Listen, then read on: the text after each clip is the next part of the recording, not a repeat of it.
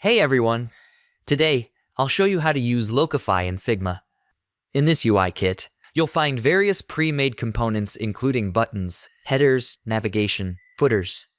Click on the Resources icon and search for LOCOFY in the Plugins tab. Select the frame you want and preview it. You'll see that the components are fully responsive right out of the box. These components are fully responsive and easily extendable. For instance, the header can be stretched according to your design width.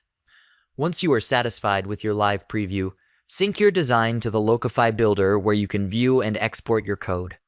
Then, click on View Code to sync your design to the LOCOFY builder. From there, you can deploy directly to a live website or export the code to add your logic layer. That's how you can accelerate your design and development with the LOCOFY UI kit. Thanks for watching. This video is part of a playlist with more Figma tips. Check out the full web page design tutorial in the description below.